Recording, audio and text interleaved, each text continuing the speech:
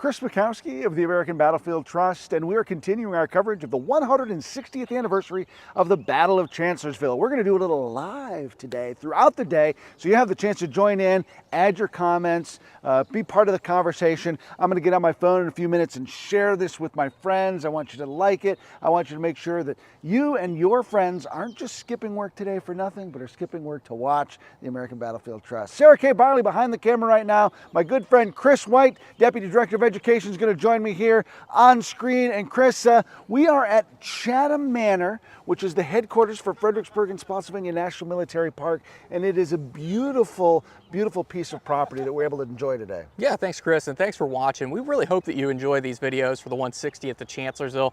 We have a lot more coming to you. We haven't wounded Stonewall Jackson yet. We haven't visited places like Fairview, the Crossroads once more. So check out everything we have. We're going to be running these videos on our YouTube channel at the American Battlefield Trust through the end of the week, actually into the weekend as well. We got more coming to you, but today, on May 3rd of 2023, 160 years after the battle, we are live the entire time with you. And right now, 160 years ago, this is like the second bloodiest day of the American Civil War. There's fighting going on multiple fronts at Chancellorsville. A lot of people forget all that because they're focused on that Jackson wounding story. We're going to take you to Chancellorsville's forgotten front today and talk a little bit about some of that fighting. But it is absolutely cacophonous and horrific right now, 160 years ago. Yeah, there's the English professor coming out with cacophonous. I'm sure we'll hear a Golgotha, a Saturnalia of blood. We'll talk about some of his favorite sayings. But yeah, it's a really, this is what we call the forgotten front. So we wanted to highlight a couple things for you today. The Salem Church, the Second Fredericksburg Battlefield, and of course Fredericksburg itself. So what I want to do is start with some good site-specific interpretation. The house behind us is a beautiful Georgian-style mansion. That is meaning that it's very symmetrical. So if you have two windows on one side of the front door, you have to have two on the other. You want to make everything very symmetrical out here. But this house is known as Chatham. It was constructed between 1768 and 1771 by William Fitzhugh. His house overlooks the banks of the Rappahannock River, and we'll go down towards the river here in just a few moments. But this beautiful home was a massive plantation. It had more than 100 slaves at one point taking care of its grounds. We had blacksmiths here, we had leather workers. Those folks would be working here at the plantation. But what we're looking at right now is the front of the house. And you might actually notice some ghost marks. And that's where an old portico once was out here. There's a Civil War photograph, a few Civil War era photographs showing the porches that you could come out to. The home has existed for 250 odd years, so there's changes that have taken place. The front of the house was reversed in the 1920s by the DeVore family, who take it over. But during the time of the American Civil War, this was owned by James Horace Lacey.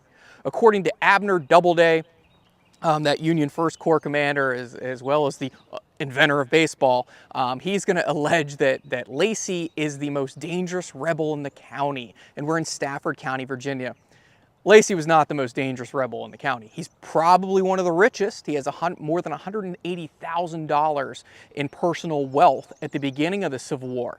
After the war, that plummets to just about $2,000. And much of his wealth walks literally right out the door, and that will be his enslaved population that leave here from Chatham. But the home itself, during the war, was visited by Abraham Lincoln. Prior to the war, it was visited by President Thomas Jefferson and President George Washington. Washington's mother will spend the last 17 years of her life here in Fredericksburg.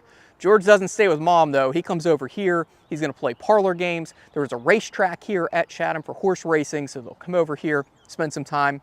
But during the First Battle of Fredericksburg, this is Edwin Sumner's headquarters, Bull Sumner. It's also a hospital where we'll see the likes of Clara Barton and Dr. Mary Walker, the only female to be a recipient of the Medal of Honor. And we'll also see Walt Whitman here. His brother George served in the 51st New York Infantry and was wounded. And right over here we have two catalpa trees that are witness trees, we would call those. And that would have been the surgery here where the surgeons would work, because this was also used as a hospital.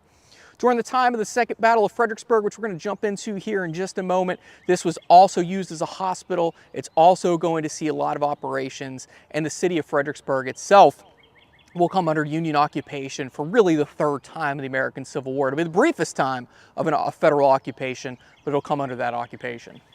So the Federals first show up here in March of 1862. They've got a lot of intelligence. They know the city. They know the area. They don't put that to very good use in the December battle. But then they're here all through the winter from December into the springtime. So they then know the terrain pretty well. And Joe Hooker is going to use that knowledge to kind of come up with a plan to move his army around Robert E. Lee's rear and sneak up on him from behind. As a result, when he does that, he's going to leave a portion of his army here to act as a decoy.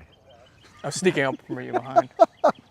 Oh, and now I've got to either ingloriously fly or turn and give interpretation on ground of his own choosing where certain embarrassment awaits me. And I see one of our comments on Facebook that Doubleday didn't invent baseball. This is what it means when I say invented baseball. Didn't do it. Go ahead. So Hooker has had a very successful winter in his attempts to reorganize and reinvigorate this army. It was at the nadir of its morale after that embarrassing loss at Fredericksburg, the worst loss this army is going to suffer in the entire war, most lopsided. And Hooker's going to spend a lot of time rebuilding that, bringing up morale, instituting a system of corps badges so that folks have things that they can rally around and help with their elan, that sense of identity, that unit cohesion that becomes really important. He's going to make sure they have fresh bread. He's going to make sure that there's a furlough system that allows them to go home and check in and then come back. They're going to be rewarded for good behavior. He's also going to keep them working because, of course, idle hands are the devil's playthings. A lot of that going on in Hooker's headquarters, a place that's not fit for man nor beast. A woman can't go there and a gentleman shouldn't. But Hooker, knowing that his men need something to do to help keep the morale up, is going to keep them busy all through the winter. As he's doing this, he's in communication with Lincoln about what sort of plan he's going to implement. Lincoln will come down here and actually have a grand review of the army. He'll review portions of the army in the front lawn on the other side of this house, or the back lawn at the time. And so Hooker really getting ready for this spring campaign. Lincoln, while he's here, makes a really important observation. He pulls Hooker aside and he says, next time you give battle, put in all of your men. He tells him that on 2 separate occasions. He also pulls aside Darius Couch, the second in command of this army, and he says, listen, when your boss gives battle next time, have him put in all your men. So this idea of concentration, attacking all at once, not in piecemeal, something very much on Lincoln's mind and something that's going to be in the forefront of Hooker's mind. So when Hooker finally initiates this campaign, first thing he does is divide his army. But he's being a little clever with this time because he's leaving a portion here under John Sedgwick, who is going to be in command on this wing of the army, acting as a decoy to keep Robert E. Lee's attention. Lee's going to be on the heights behind Sarah. We're going to go take a look at those in just a second. And so Sedgwick is supposed to stay here, be conspicuous, keep Lee's attention as Hooker shifts the rest of his army up around to the west, crossing over 3 different river fords, and then to come in behind through Chancellorsville, and then striking east to sneak up on Lee from behind, just as Kris did to me moments ago. Yeah, and so you're with the American Battlefield Trust. Please share this with your friends over on Facebook. Please subscribe on YouTube. And we really hope that you're checking out all of our coverage that we have here for the 160th anniversary of Chancellorsville. So what we're going to do is take a little walk down here. We have some tours up ahead of us, so we don't want to impede those tours. So it's been a really busy week at the battlefield, which has been wonderful, particularly since it's been a Monday, Tuesday, and Wednesday for the anniversary. So it's really neat to have so many people out here exploring this history. This is one of those forgotten stories, May 3rd, not only because of the Forgotten Front that we talked about and the action that takes place here in Fredericksburg and at Salem Church, but also just the fact that so much carnage happens on that morning around Chancellorsville and the intersection, and the bloodiness of that fighting tends to get overlooked. So, as I said, this was the front of the house in 1863. We're out here. It's going to be April and May of 1863 when the Chancellorsville campaign takes place. Behind me is a 4.5-inch siege rifle. This siege rifle can reach out and touch someone over the city and beyond at Marie's Heights. Marie's Heights is actually that famous series of 5 hills that run on the western side of the city of Fredericksburg. They'll start up on a bend in the Rappahannock River to my left, up around Taylor's Hill, and then they will run on the western side of the city, go across modern-day Route 3 down to a place called Telegraph Hill. We call that Lee Hill today because it was his command post, down to a place called Howison Hill. So Murray's Heights isn't one long line of one ridge line. It's actually a series of different hills. These 4.5-inch siege rifles would have come along with McClellan's army when it goes down to the peninsula, and then it will come back with Burnside's army when they come here in the winter of 1862-63. And these are the largest cannon that would have been here at the battles at 1st and 2nd Fredericksburg.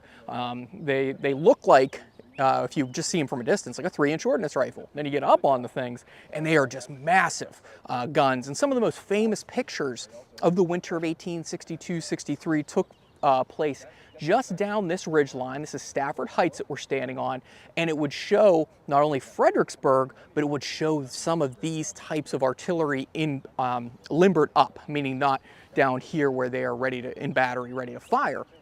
And you would also see fortifications, you'd see the ground in the back.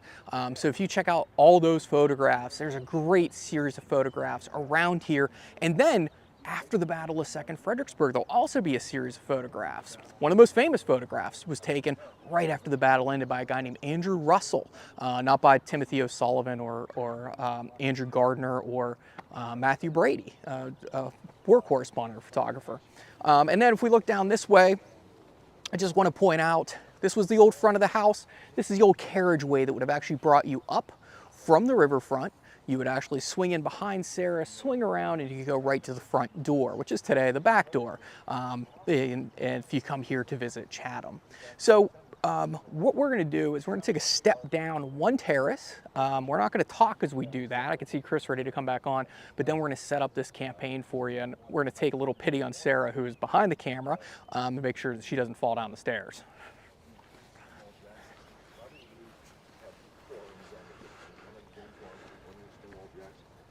He had divided his army. He had Jackson out in the Shenandoah Valley.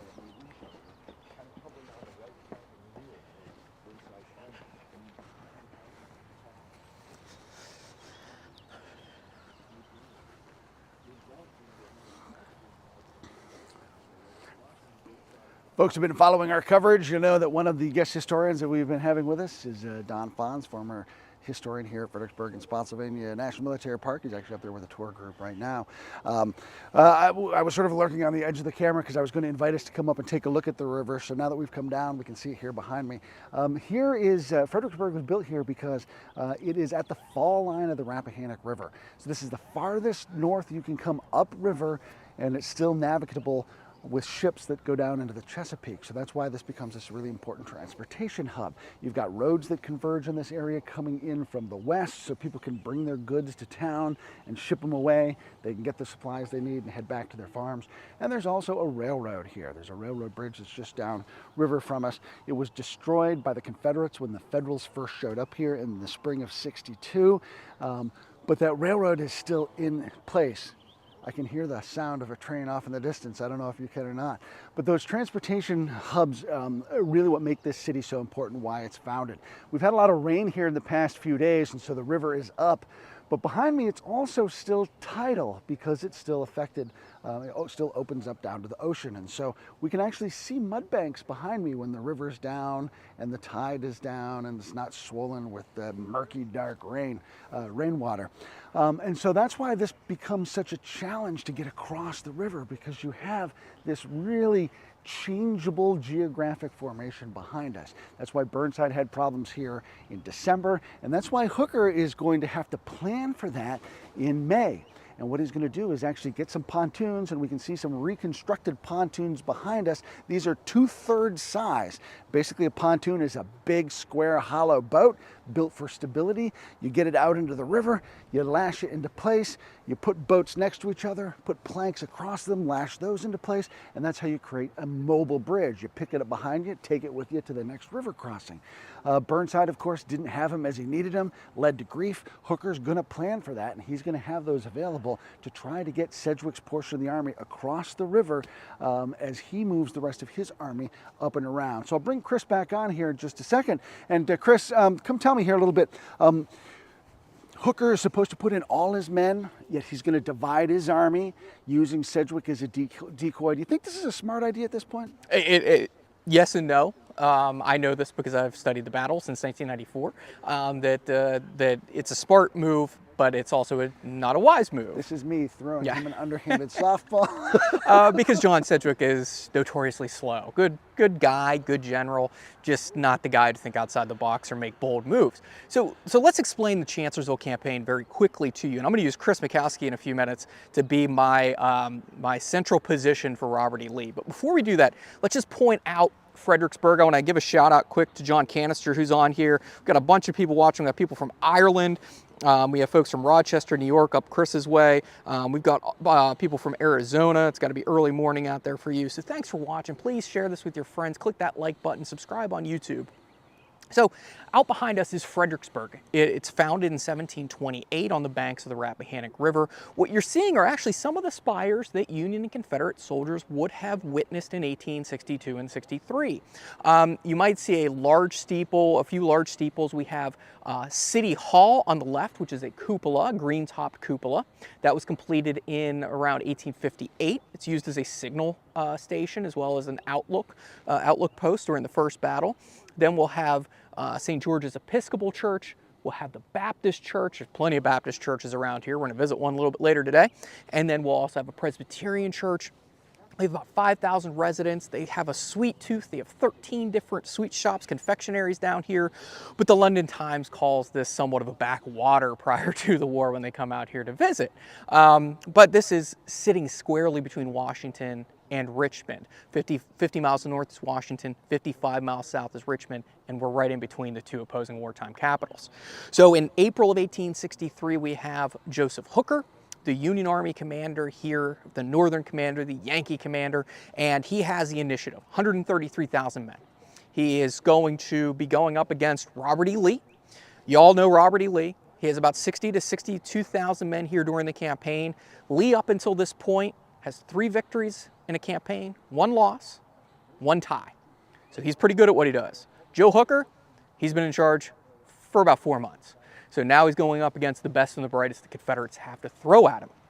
But Lee's at a disadvantage. He only has about 62-ish thousand men here in and around Fredericksburg. His men are going to be spread out, so he has to play to Joe Hooker's tune. And as Kris pointed out, Joe Hooker is going to break up his army into 2 pieces. One piece, about 42,000 men initially, will go up and around this bend in the river. It's going to march. It's going to go up into Culpeper County. It's going to double back, and it's going to cross at places like Kelly's Ford, where there was a battle in March of 1863, near and dear to Sarah Byerly's heart behind the camera, because that's where her favorite John Pelham is killed in action.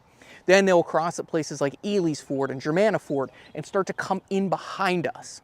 Eventually, as the crow flies, about 13 miles to the west, you're facing out towards the west, will be a crossroads hamlet known as Chancellorsville.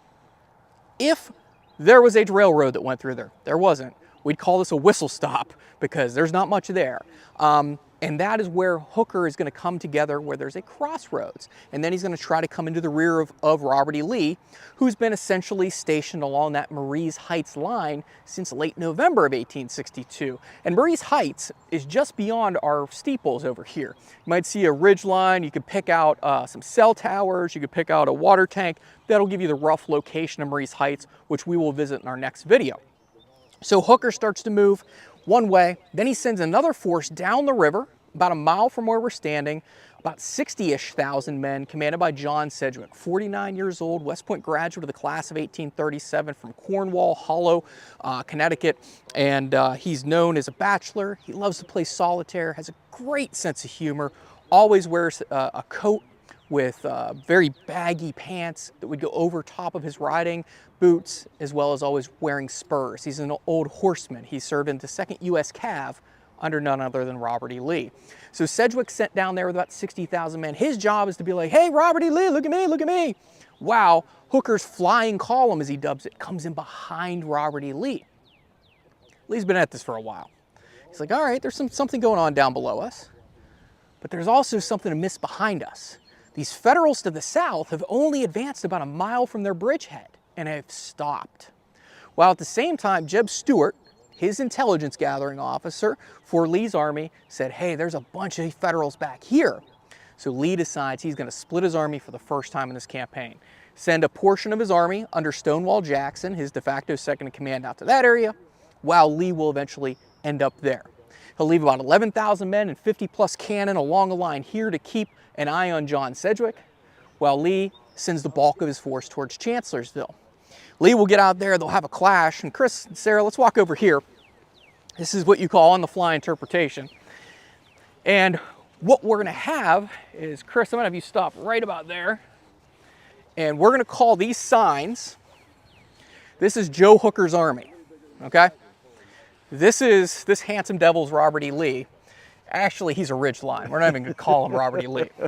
So Lee is gonna attack at a place we call First Day at Chancellorsville. You can watch a video about that on our YouTube channel. And then he's gonna come up onto a position overlooking Hooker's army.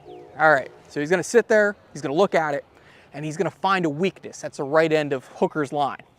So we have a Confederate force here, we'll talk about in our next video. We have a Confederate force here, and now we're gonna have a third force that goes all the way over here to attack the Union right flank. So Lee's army by May 2nd, 1863 is broken into 3 different pieces. Now the goal is to have this portion come over and meet Bobby Lee. The portion that's here at Fredericksburg, their job is to keep an eye on what's going on over here, and they have 2 different missions if they're attacked. Number 1, depending on how they're attacked, they can fall back to a place called Guinea's Depot. You might know that. That's where Stonewall Jackson dies on May 10th, 1863. That is a major supply depot that'll block the Federals' route to Richmond. Or we fall straight back to Robert E. Lee. So if we're going to think about Robert E. Lee during this battle, who acts as basically sometimes a brigade commander, a division commander, a corps commander, and an army commander, he's our magnet. So if we throw guys out in that direction, they're gonna come back to Robert E. Lee. If this force is attacked, they can fall back to Robert E. Lee. And that's exactly what's gonna happen. Lee's gonna use what we call a central position, and then he's gonna use an indirect approach to attack the Union Army. These are all Napoleonic tactics. This is everything you would have learned at West Point. And if you're a Federal, all you need to do is read the campaigns of Napoleon to know what just Stonewall Jackson's going to do.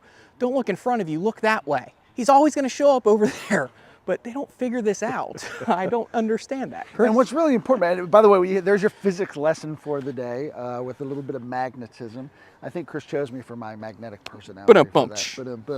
But what's really important is, Kris talks about Lee being the center of all these forces. And he's kind of dividing and bringing and attracting and repelling. But remember, when Joe Hooker started this campaign, he was the one who thought he was going to be calling the shots. He's going to choose the ground. He's going to force Lee to run away. He is going to take the initiative. And that's, of course, the trait that Lee's always looking for. So when Hooker marches out of the Chancellorsville intersection on May 1st, and he suddenly runs into the first of those elements of Lee's army, he immediately surrenders that initiative, and he falls back to Chancellorsville, and he's going to stop being the center of the gravitational force. Let me switch forces of the universe there from magnetism to gravity. He's going to stop being the gravitational force here on the battlefield, and he's going to allow Lee to then become the person who calls the shots and see who's moving where and to respond. And so even when Hooker gets attacked on the 2nd by Stonewall Jackson, he's going to be defensive. He's not going to look for ways to try to turn that to his advantage. On the 3rd of May, he's not going to look for ways to turn things to his advantage. He's going to, in fact, try to consolidate his position even more by pulling Dan Sickles off some high ground at a place called Hazel Grove, which we'll visit later on in this series. As a result, again, as he contracts more, that gives Lee more flexibility for his movements.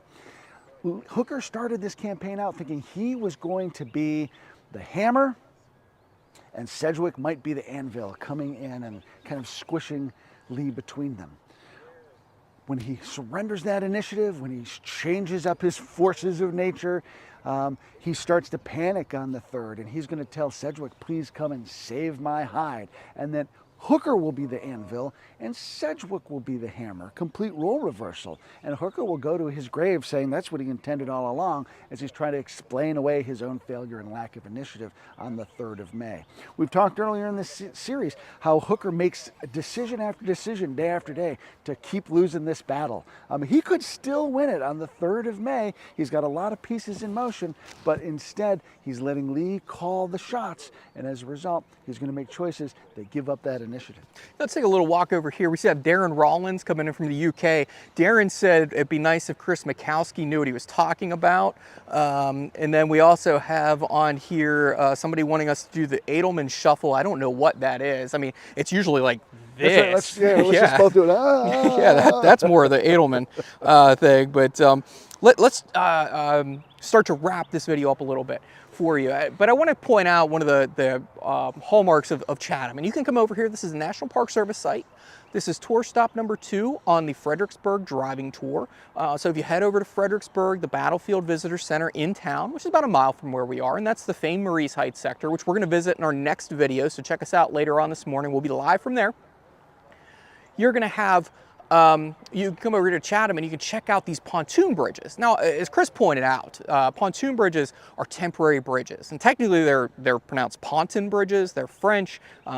In English, we put 2 O's in there. The French only have 1.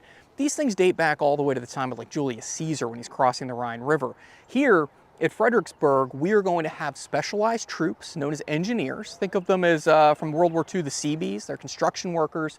We have 3 units of them, battalions, the 50th New York, the 15th New York, as well as the United States Regulars, all engineers. And their job is not to fight. Their job is to build bridges, to build roads, to do other things. They're specialized troops. So when they come out here, they're going to place these boats in the water. They will turn them sideways, and that is what's going to create part of your bridge abutment here. And then it's also going to create the trestles for you. Then you're going to put runners down. Then you put wood planking, more runners, and you lash it all together with rope. You don't put down any sort of nails because you don't want nails because they take a long time to pull up. And if the Confederates attack, you want to be able to chop these ropes, float your bridge away, and then take it apart in safety. So that's one of the reasons you'll have these items out here. But there will be at least 36 bridges laid during the Chancellorsville campaign. I mean, a lot of times it's the same bridge picked up and put back down. But we will have a Union crossing here on April 29th that will take place to the south of us, and 5 bridges will be involved. And they can build these bridges in 3 to 4 hours. That's how good they are. Then they'll pick some of those up and they'll take them upriver. They'll put a few more later on in the campaign just below the William Street Bridge, the Chatham Bridge. The folks who own Chatham actually built the first bridge across the Rappahannock, and they call it the Chatham Bridge. And we'll have another bridge in that sector at one point. But these things will be picked up and taken down. And over time, as Robert E. Lee, and I called the Chancellorsville campaign by 2 different names. It's the tortoise and the hare wins this time, and that's Robert E. Lee bouncing all around with Stonewall Jackson. And I also call it towards the end the Chihuahua and the Rottweiler, where you have this massive Rottweiler, which is the Army of the Potomac, that's being held back by a small army, the Army of Northern Virginia. Have you ever seen that big dog get scared by a smaller one? That's what's happening throughout this campaign. I know it's somewhat of an oversimplification, but just think of it that way. So Joe Hooker throughout the campaign is going to be over at Chancellorsville, and he's going to keep asking for more troops. Where's he going to get them from? From this side of the field. He'll pull his old his troops from the old 3rd Corps over there. Then he'll pull his old 1st Corps over there. And then that'll leave just John Sedgwick with the largest Union Corps, 23,000 men strong. Think of it as a mini army over in the Fredericksburg area, along with 1 division commanded by a gruff old veteran named John Gibbon. He literally wrote the artillery manual for the United States Army at one point. And these 26 to 28,000 men will be in this area throughout May 2nd and 3rd. Wow, Stonewall Jackson makes his famed flank attack. Wow, he's being wounded. Wow, Joe Hooker's misinterpreting what's happening. While all this is happening out at Chancellorsville, all these different moving parts, Hooker believes at first that Lee's retreating to a place called Gordonsville, Virginia. It makes sense because Lee's outnumbered, it's a better position, there's a supply depot there, all kinds of positives for the Confederates versus the Chancellorsville area. But in reality, he's going to be smashed from the right flank. And we can read this in Joe Hooker's dispatches and his messages. At first, he's going to send messages over here to John Sedgwick. Everything's great. We're in their trains. They're falling back. Dan Sickles is doing a great job. And then just a few hours later, oh man, it is not going well. We need you to march from here 13 miles into the rear of the Confederates. Oh, by the way, I'm going to get this order to you around 11 o'clock at night on May 2nd. I need you to be at Chancellorsville at dawn on May 3rd. You're also a mile and a half south of the city, so you got to march up into the city, cross out of the city, march down the road, don't know who's in front of you, and come into Robert E. Lee's rear in less than 8 hours. It's a Herculean task.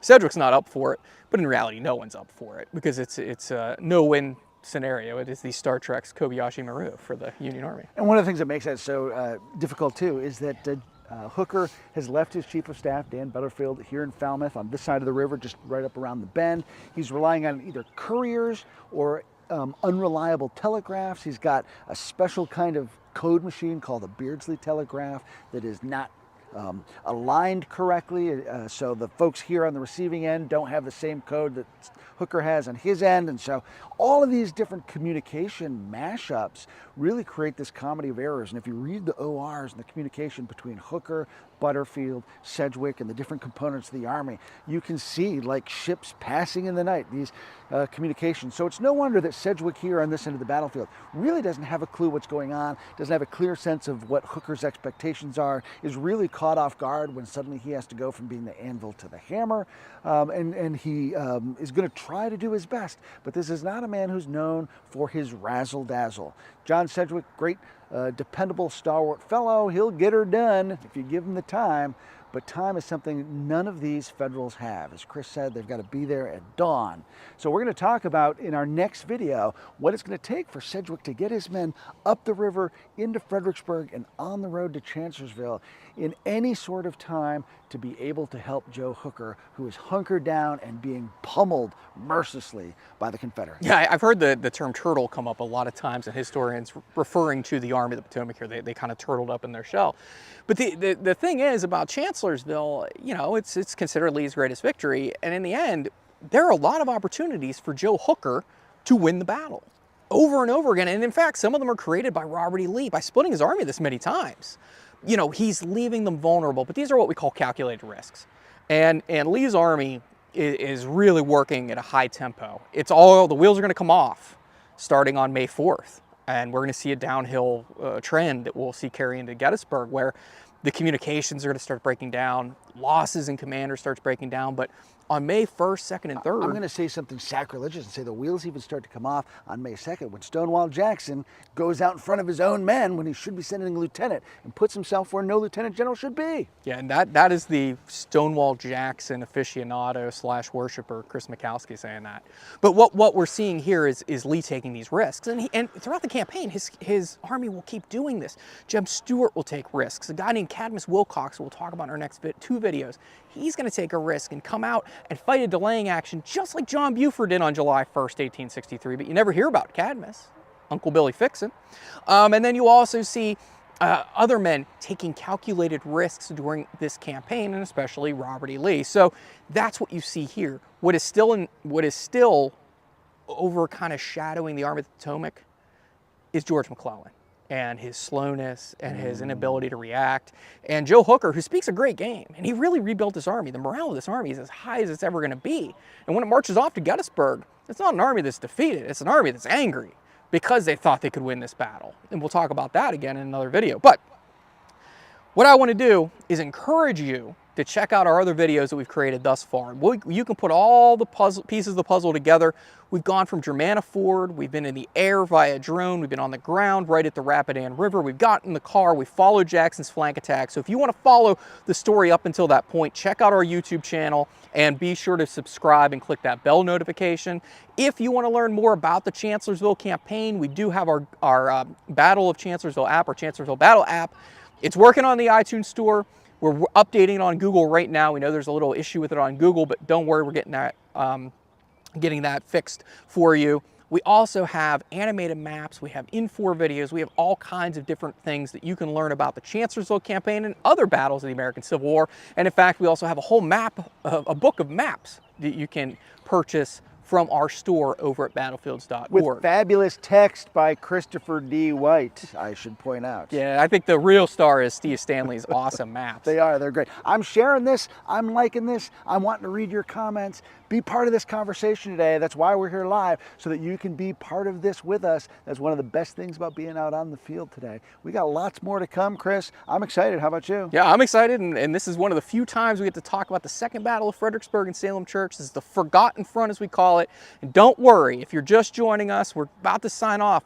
If you think we missed Stonewall Jackson's wounding and other things happening at Chancellorsville, those videos will go up tomorrow, and you're going to have content throughout the rest of the week covering the 160th anniversary of the Chancellorsville campaign.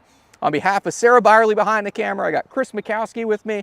I'm Chris White. Thank you for watching, and thank you for supporting battlefield preservation and education.